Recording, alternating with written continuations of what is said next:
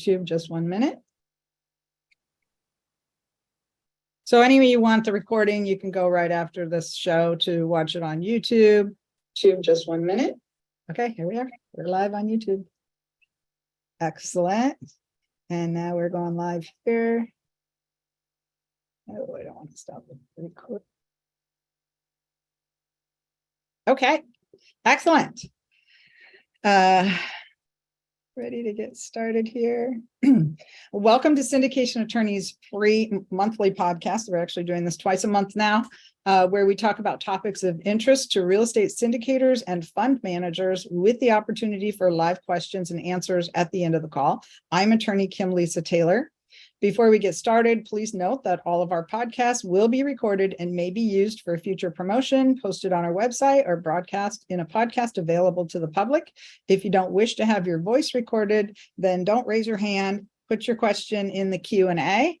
If you do want to have your voice recorded or don't care, you can just put your hand up. We'll only call on you by first name. Or your other option is to schedule a one-on-one consultation with us. You can do that at our website at syndicationattorneys.com. There's a tab there that says schedule a consultation, and you'll have different options for where you are at in the process and who you might want to talk to. So we would love to talk to all of you. We'd love to have all of you as clients, either now or in the future. We do have some low-cost options where you can become a pre-syndication client, even if you don't have a deal, and that gives you access to our weekly masterminds where we talk about all kinds of stuff. I just try to help you gain confidence raising capital. So information discussed during this free podcast is of a general educational nature and should not be construed as legal advice. Today, our topic is getting your message across with Nico Ludwig. So Nico, welcome to our show. Thank you for having me. Yeah, happy to have you. So tell us a little bit about you and your company and your background. Yes, so I graduated from TCU. I worked throughout my time there in real estate private equity, graduated, moved on over to Dallas, where I was also working in institutional real estate private equity, creating fundraising packages on the financial side for large developments across the United States, right? So when you want to go show capital, whether that's your equity or debt on the business plan and the transaction that you're looking to, take place, then you need to show them an institutional quality financial model. And so that's what I was doing, right? I was putting together those financial models with a great firm here in Dallas called 3E Management, who I'd recommend anyone who needs a financial model to go, have a conversation with them. But so yeah, I spent time putting together these financial models for large institutions, and these same groups were taking the financial models with all the bells and whistles and putting them into a hodgepodge of a pitch deck. Quite frankly, because they didn't have time, right? If you're a smaller group, you have three options. You either do it internally. So, that takes away from time that you could be spent finding another deal or talking to investors. The second alternative is, you hire someone in-house to do it. And that doesn't always make sense because you may not be at the volume where you can justify that.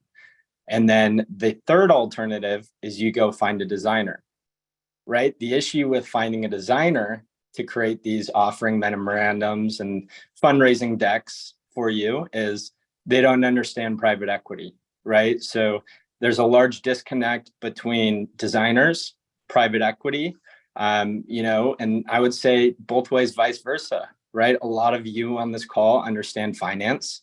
You may not understand design.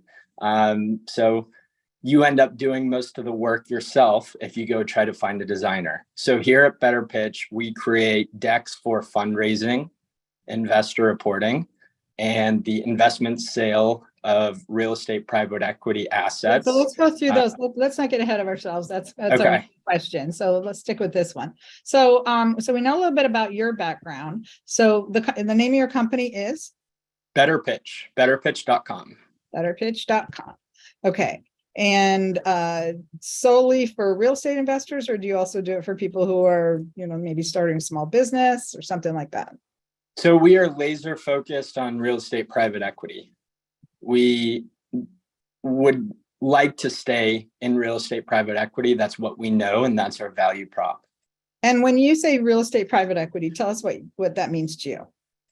Right. So, I'm assuming a lot of people on this call are interested in potentially syndicating a deal.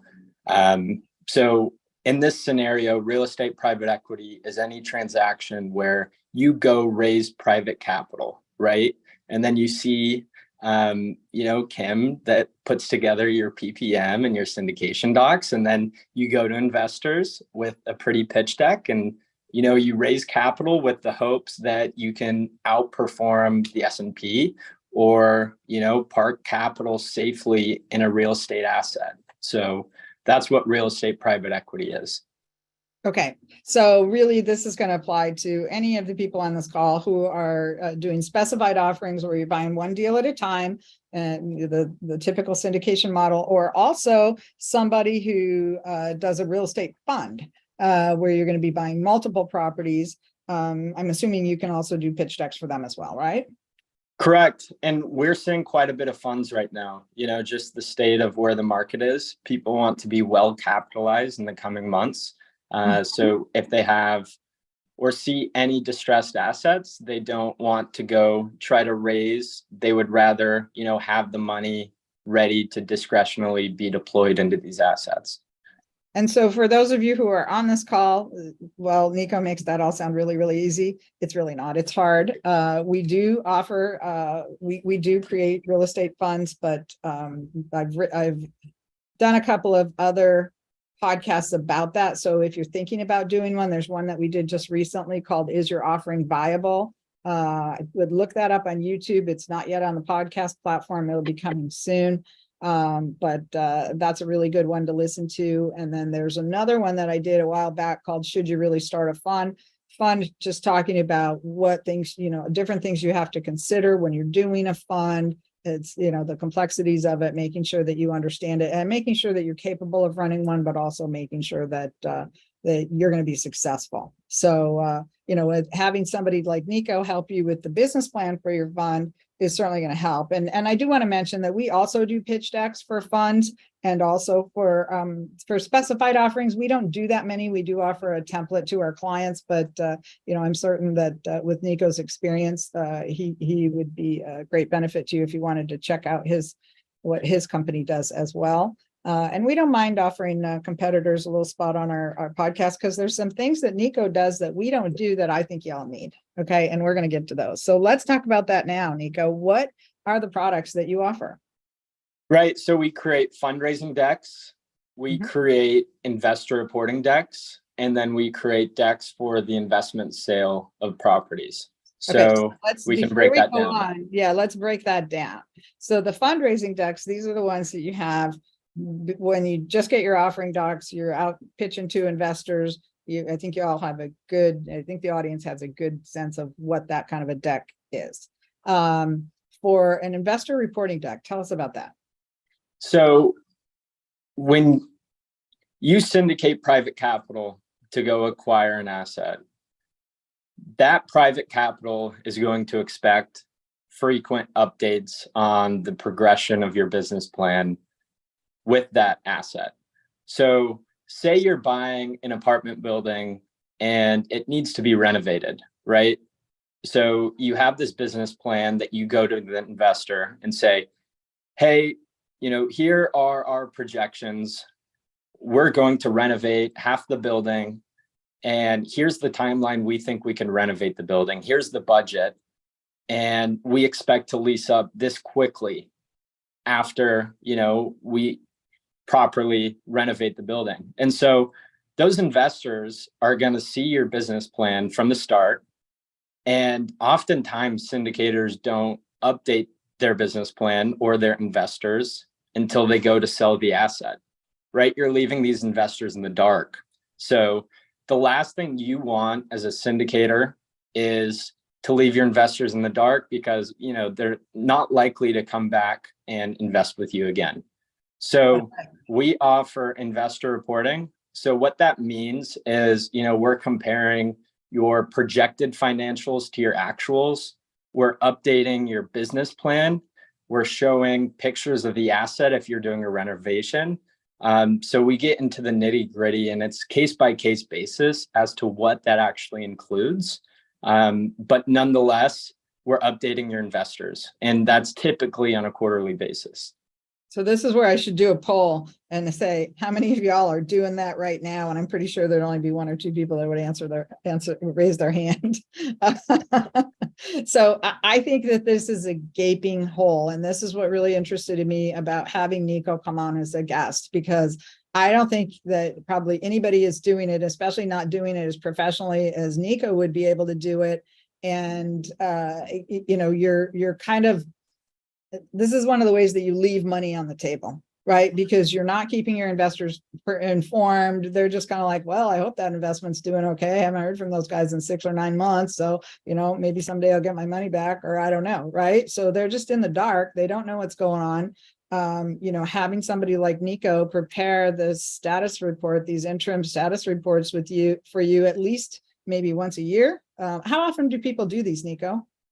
Typically quarterly, but you know, it really comes down to what your business plan is as a syndicator or as a principal in real estate private equity, right? If you're raising friends and family money and you're planning to do just one deal a year with maybe your own money, capitalizing the majority of the equity, maybe it's not necessary. But if you're planning to make a business out of this and to grow this and scale this and impress those investors, and then go get referrals from those investors and have a great documented track record throughout your entire investing experience, then it's a necessity, right?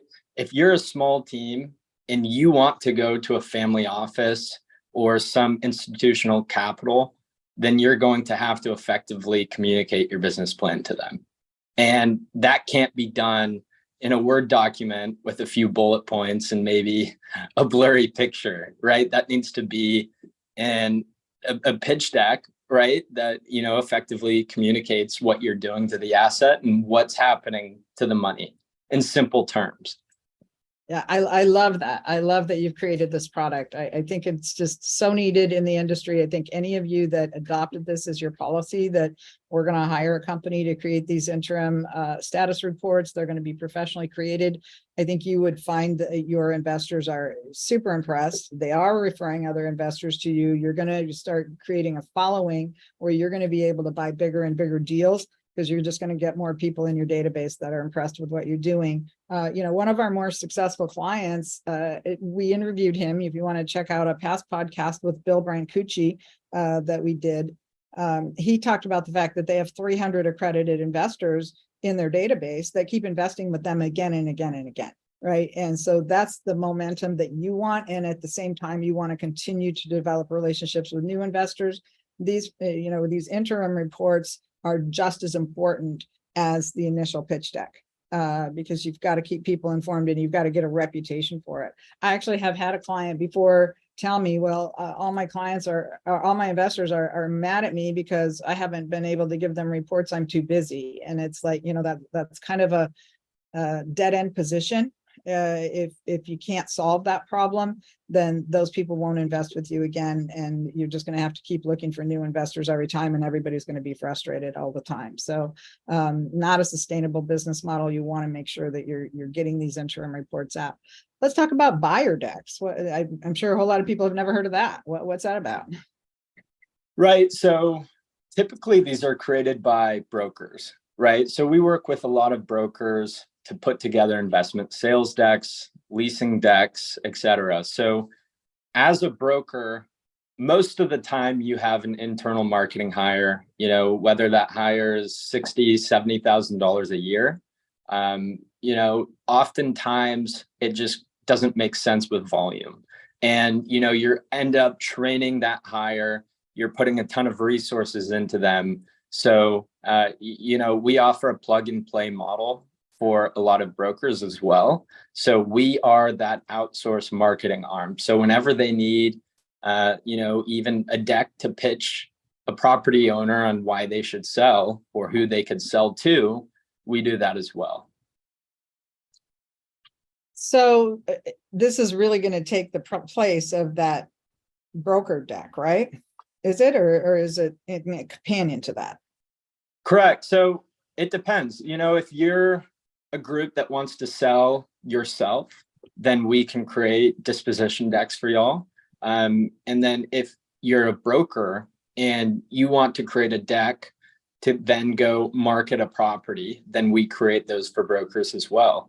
And the third prong to that is, I would say, okay, what happens when you successfully dispose of the asset, right? Are you going to send an email to all of your investors just saying, hey, thumbs up, we just sold this on this date for this amount of money, right?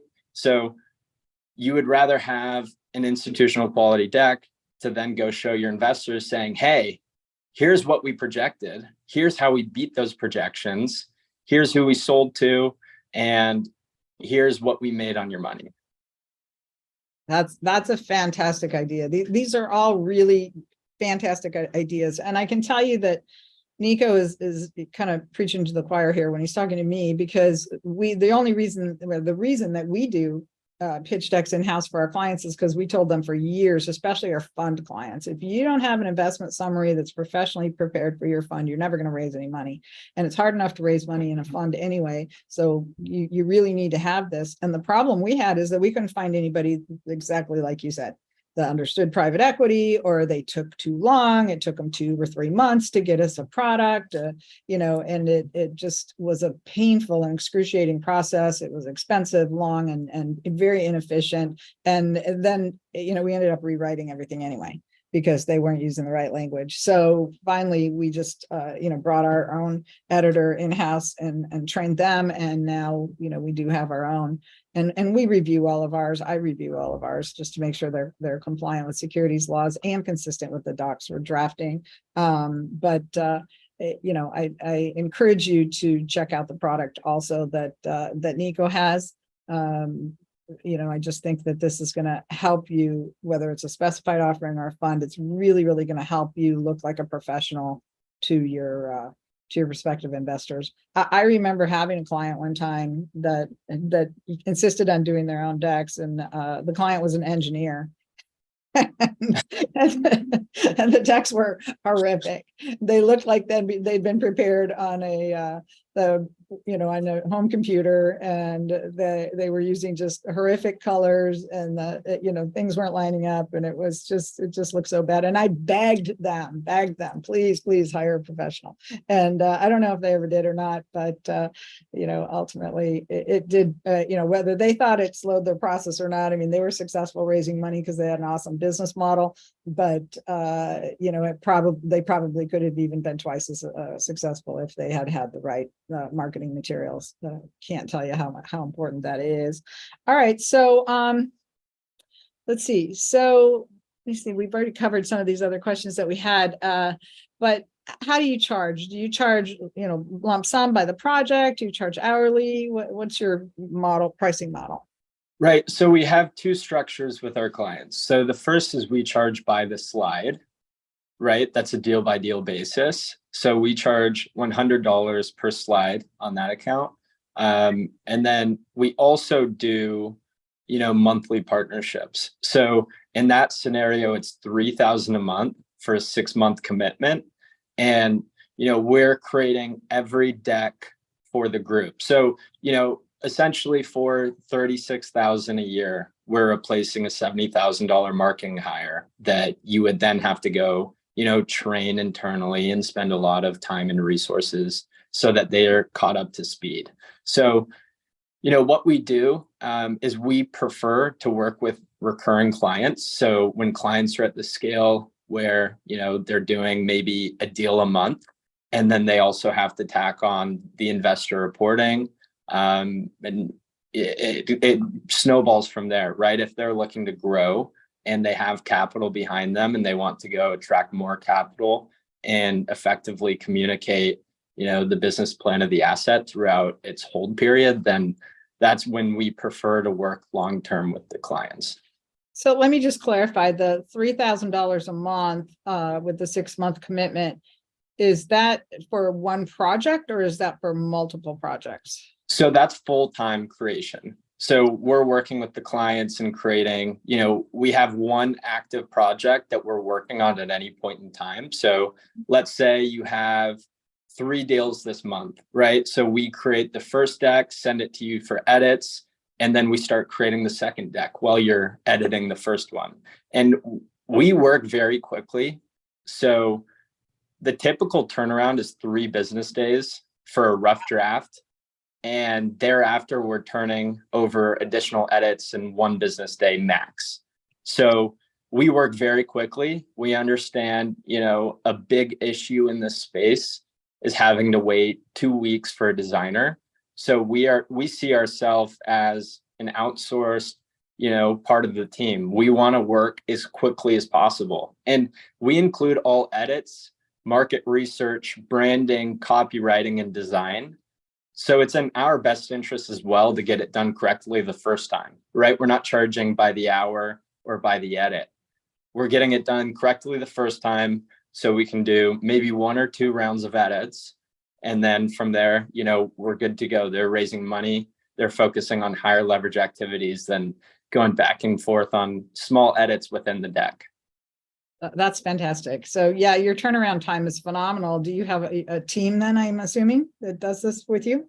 We do. We have a team of what will be 5 starting. I have 2 more starting on the 8th of May. So we're growing. We're growing quickly. We have 5 to 10 calls a day of people needing decks. We have, like I said, quite a few. I would say the majority of our clients are on the fundraising side, right? They want to go impress some investors to then go raise some fund or to buy this property that they have under contract. And they want to look professional doing so. And then eventually they'll need, decks quarterly or monthly for the management of the property, right? Updating those investors and then the eventual disposition. So we encompass the entire life cycle of one of these deals. So let's just talk a little bit about the anatomy of what's in an acquisition deck. Right. So off the top of my head, first slide, you'll have an introduction. Second slide will be a disclaimer, which you should read over. Third slide will be a table of contents, right? Outlining what will be throughout the deck. And then we introduce the team. So we show the team with the headshots and bios. We show their prior experience, how much they've raised in the past, how much they've successfully have exited. And then we'll go down to their portfolio, highlight their track record, and then get into the asset. So photos of the asset, if they have renderings, will encompass the financials. Then we'll get into the comps. So we have CoStar to pull lease and sale comps for each asset. And then we'll do market research. So we'll have aerials, if, for example, if you're doing retail, the aerials are a huge proponent of that. You'll want to see, what different retailers are in the immediate area. You'll want to see the vehicles per day. Even if you're industrial, you'll want to be near major arterials. So aerials are a huge part of what we do. And then progressing from that, more market research, we have a bunch of databases and reports on each individual market. So, we'll include data and statistics on that. So it gets fairly detailed quick. And at the end of the day, it's what the client wants. All edits are included. So we can include a ton and they could say, all right, delete all of this. And we would delete that or say, hey, let's add this. And what we about, would do that as well. what about the financials? Do you guys create the financial, the sources and uses of funds, the projections or pro forma, or do you get that from clients? We don't do any financials. So, yes, we typically get that from clients. Okay, so back to everybody that wasn't here in the beginning of the call.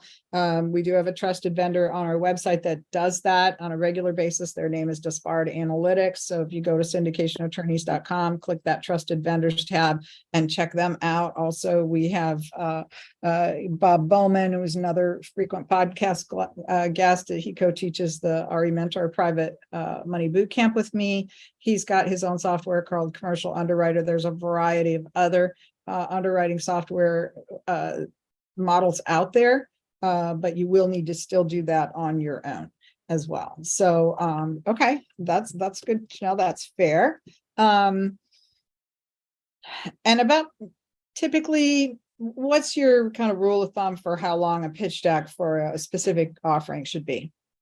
So on the fundraising portion, 20 to 30 slides. Okay. Investor reporting, 10 slides, and then the disposition, depending if you're updating your investors, that will be 10. If you're trying to show and attract new buyers, that will be 20 to 30 as well. And it really depends how many different uses does your property have, how large is your property, how many tenants, etc. So it can vary from there. So most of the clients on this call, not all of them, but many of the clients on this call are buying multifamily properties, and a lot of them are not doing development. They're doing value add properties. Is there anything different about what you do for them versus a developer, or is it all kind of the same? Obviously, you're showing renderings rather than current asset photos. But other than that, you're still showing comps, because at the end of the day, you're doing development to that property. You're redeveloping it. So the idea is that old unit that you have will be an entirely different, market. So it will be lower quality. And so you redevelop it, and then it will be higher quality so that you're attracting different tenants. So really, it's a lot of the same things that are repetitive. You'll have construction budgets, which you'll have a redevelopment budget. So a lot of it will be, congruent across redevelopment and then development.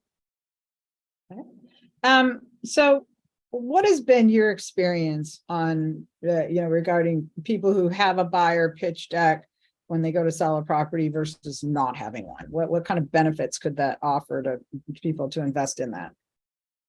So as far as, if you're a multifamily group and you're putting together a disposition pitch deck, is that what you're asking? Yeah. Okay. So, typically it's done by the brokers. 99 times out of 100, it's a broker putting it together. It's how they win over the business of the equity group. So, like I said, we work with brokers to put that together for the equity group, and then we make some next buyer assumptions as well, right? Because someone is buying that asset to either add value to it or to just have a core asset that will continue to clip coupons for them. So the idea is to show that next buyer why they should buy it. So could potentially result in a better price for the property, could potentially result in selling it faster. Correct. Yeah. That's the goal. We're communicating to your stakeholders, whether you're acquiring a property, managing a property, or disposing of the property, why they should be a part of this partnership and transaction. At the end of the day, we're just communicating your business plan more efficiently than you would otherwise do it on your own. So what do you think the number one reason it is that people should hire a firm like yours to do these for them? If they value their time at anything over, even $250 an hour, then they should not be in PowerPoint or moonlighting as a graphic designer when they could be finding more deals. Right. That's bottom line. If you value your time and you want to build a proper business, then get out of PowerPoint. You need to delegate and focus on building your firm. Yeah. Because that's not your core competency at the end of the day.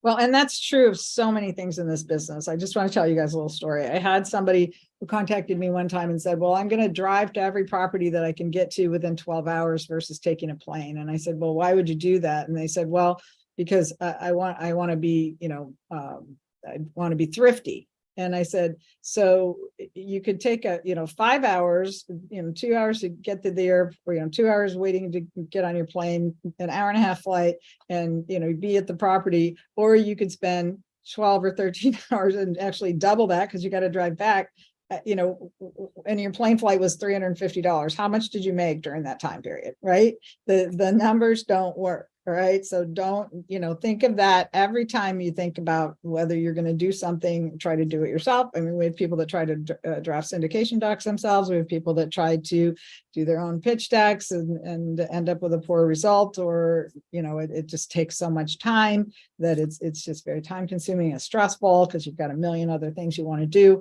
I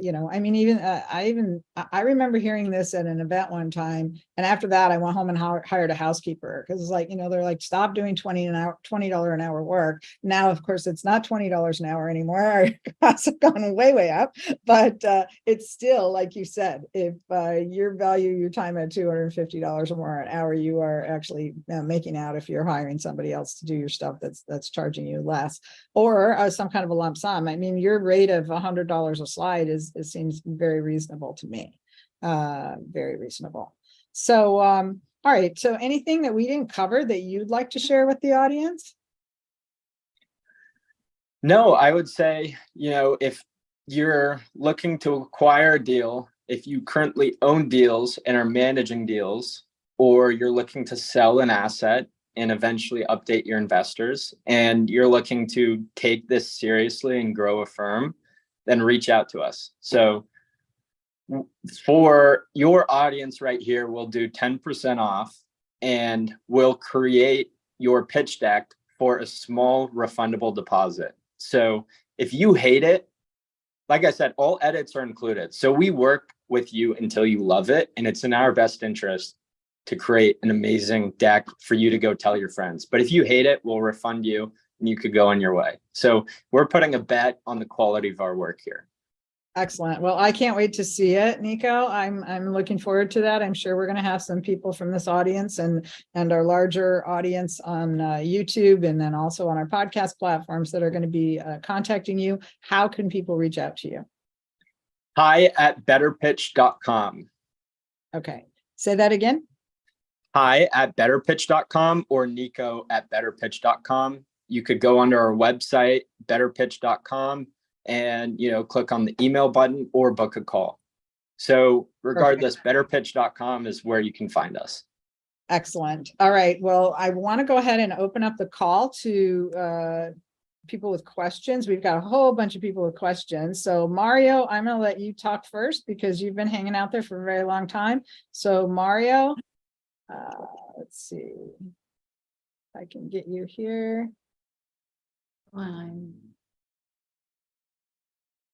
Mario, are you there? Yes, I'm here. Can you hear me? We can hear you. Go ahead. Ask your question. Yeah. So, I just had a question about the order of like the slide deck, and like what typical disclosures you put on the disclosure slide.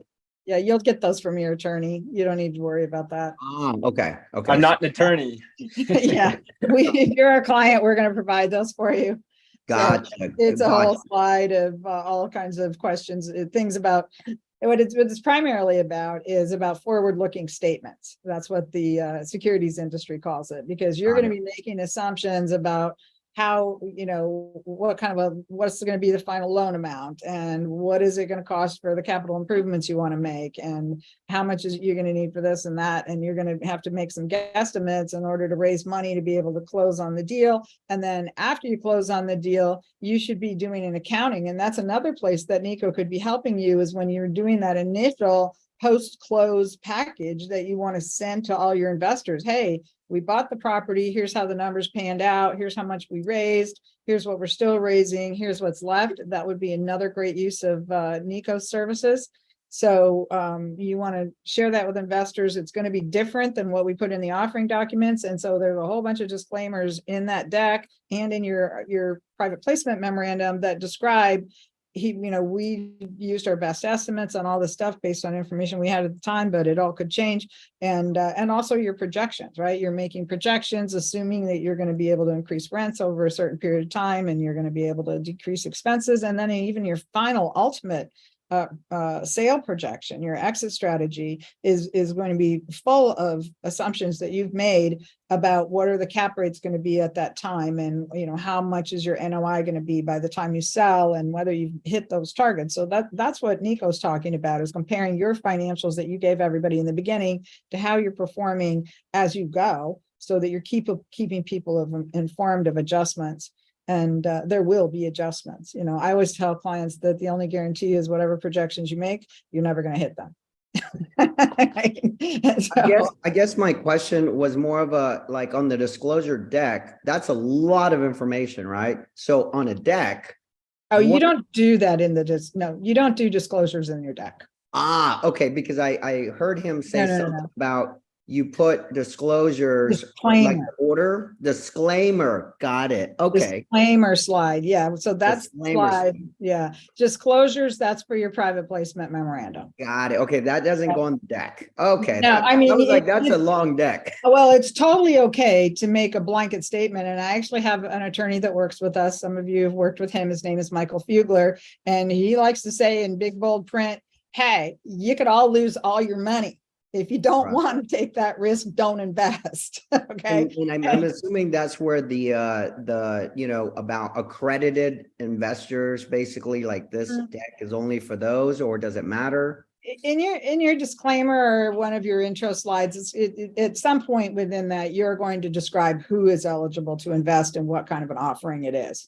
So this is one of the reasons that Nico puts together all the relevant details about the project, but this is where it's helpful to have it reviewed by a securities attorney, because then we can make sure that the disclaimers are right. They're going to protect you, that they have all kinds of directions to go to the PPM. This isn't the PPM. This isn't, even though somebody calls it a memorandum, this is not a private placement memorandum. You need to read that document. It's a long legal document and understand the risks. And that's why people sign subscription agreements, so that they can say, I read the deck, I read the PPM, I read the operating agreement. I understand the risks. I can afford to take the risks. If I lose all my money, it's not going to be financially devastating. Here's how much I'm going to invest. So his document is a companion piece to the legal documents, not a substitute, at least for the acquisition deck. Thank you. Yeah, that was a really good question, though. Great question. All right, so let's see if we can go ahead and mute you. All right, now we've got a whole bunch of questions in the Q&A. So we're going to go ahead and start. Let's see.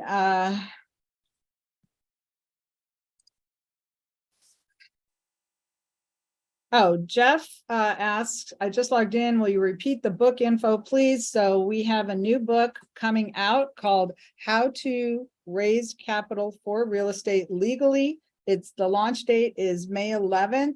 If you're getting, if you got your notice about this particular event, this podcast, then you're on our database. You're going to be getting notifications that we're going to be launching on that date. So we want you all to hold your horses. Don't buy the book before May 11th, because that's how we get to bestseller status. We're going to be offering it for one day only at 99 cents on Kindle and $9.99 for the soft copy. This is really a complete rewrite of the first book. I think it's better. It's more in depth. It's got, some really great organization. I think it's going to be really, really helpful for you guys, just even as a handy desktop reference.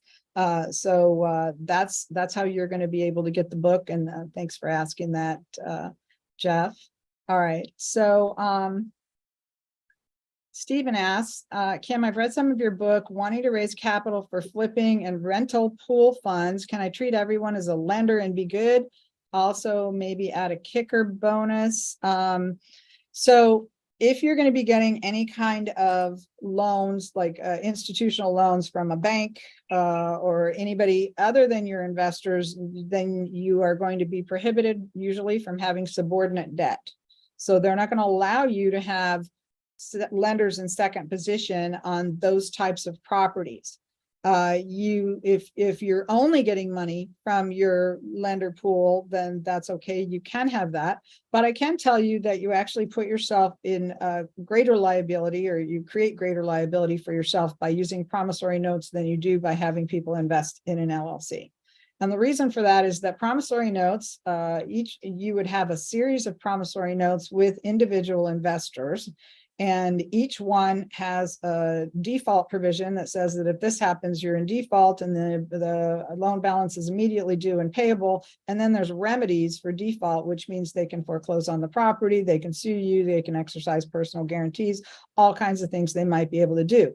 The other complication you have is that if you have a property that requires more than one investor, then you either have to create a fractional note, and you have to get people to agree to buy just a portion of a note. So you're going to buy a third, you're going to buy a third, you're going to buy a third. Now you got 3 people that own that note.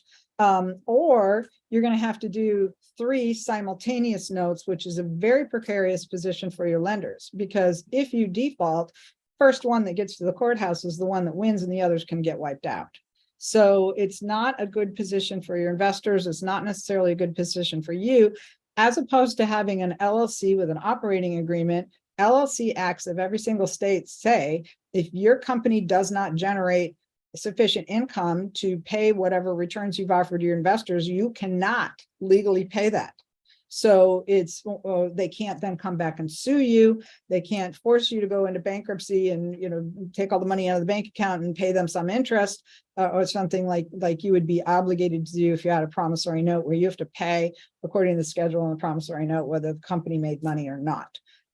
So a different way to think about that is maybe, you know, maybe doing some joint ventures, or maybe doing a syndicate that's more like a fund. You know, and you can decide whether you're going to have people invest in specific properties, but a more workable solution for smaller properties like that is just to do a fund where you have the fund buy multiple properties. All investors share in all proceeds that the fund generates. There's usually going to be some kind of a lag time between when people invest and when they actually start to accrue a return. And the returns accrue, but you don't necessarily have to pay them until the company starts generating cash. So I hope that's kind of a little primer for you guys, the difference between promissory notes and LLC interests. And that's why we typically suggest, if there's a way to do it with an LLC that makes sense, that's fine. If you have, you know, a pool of investors where you've got people with, you know, a couple $100,000 and they can just fund, you know, deal after deal after deal, then that's a different situation than what most people, where they have investors or lenders that have maybe $50,000 or $100,000 cash and they can't find properties that cheap. Okay, so Paul asked, and this is for you, Nico, what is a fundraising deck?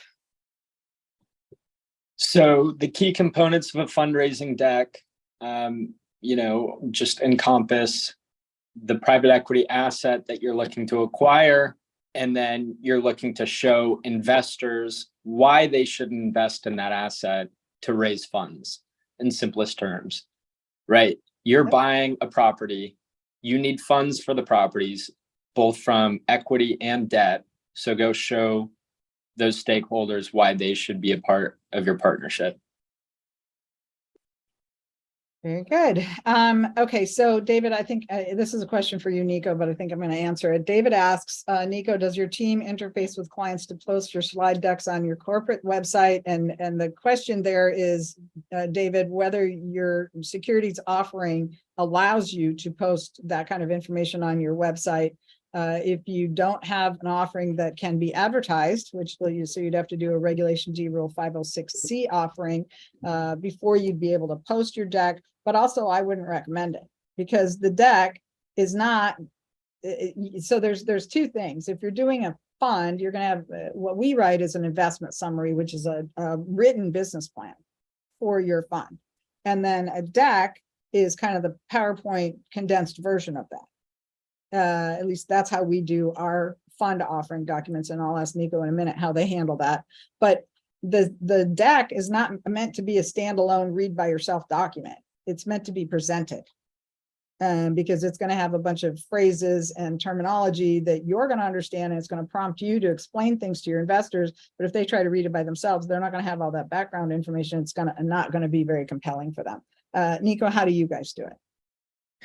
Right. So I wouldn't recommend first of all, just posting that deck anywhere, right? It should be an ancillary item to a conversation that you're currently having. If you're under contract on a deal and looking to raise money, you don't want to blast that everywhere. You don't actually own the asset yet. So, like I said, it's an ancillary item that you can go and show, family offices or investors why they should be a part of your partnership, like I've discussed. So it's good maybe to have a quick little teaser, like, hey, we're acquiring this property, here are the key items on it. But if you're really interested in this, let's sit down and have a conversation and discuss everything found on this deck. Very good. And one of the types of decks that we do a lot of are pre-syndication decks.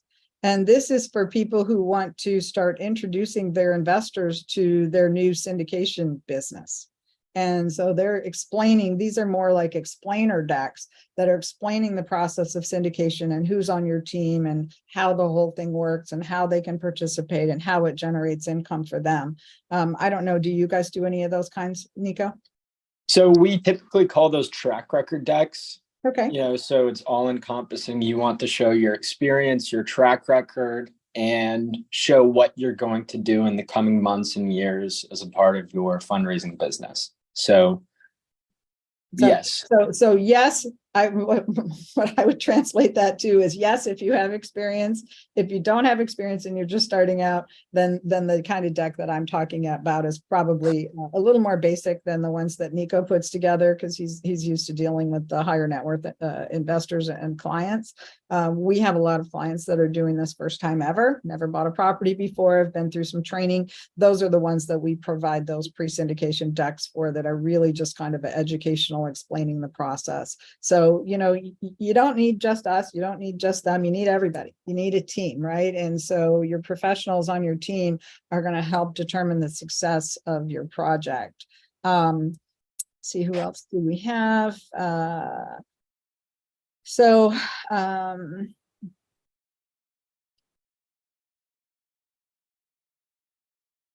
Okay, so somebody says they're providing your team access to their 18-folder due diligence Dropbox that has most of the research already completed. I would suggest that you don't do that and you unshare that immediately, because you're probably giving confidential information about a deal to somebody that you don't have a relationship with yet. And then I'm not even sure that even if you started that relationship, I'm pretty sure Nico's going to tell you what he needs, and he's not going to want to wade through 18 folders to do it.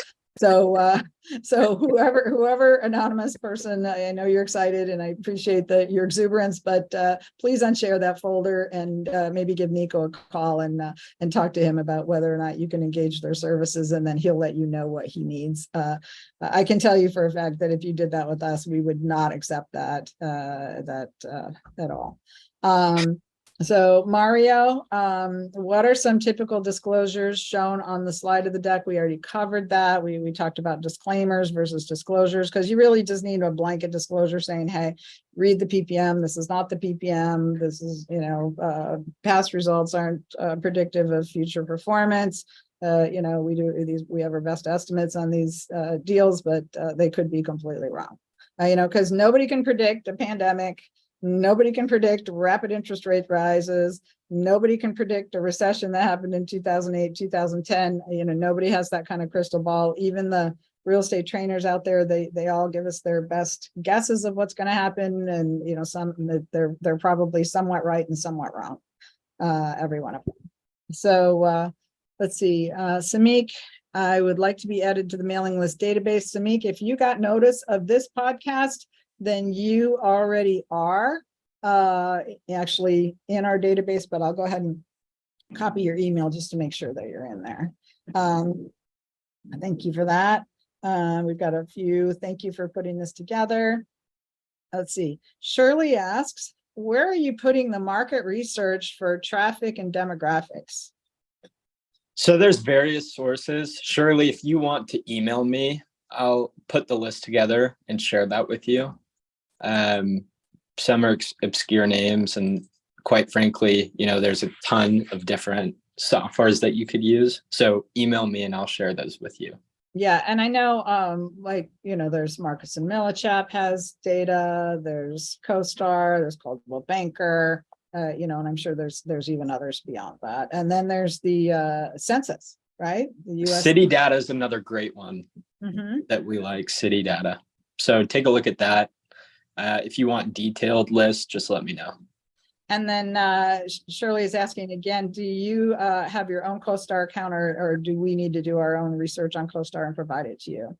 We pull CoStar lease and sale comps. At the end of the day, it's not the end all be all. So, we recommend that your market and why you're acquiring the deal. So if you want to include specific comps, whether that be sale or lease, we will provide the preliminary research, and then you could go in and say, hey, by the way, this traded down the street, or they're getting this lease rate here, so we could add that in as well. And then Shirley asks again, do you do logo design and business package design, letterheads, envelopes, all that stuff?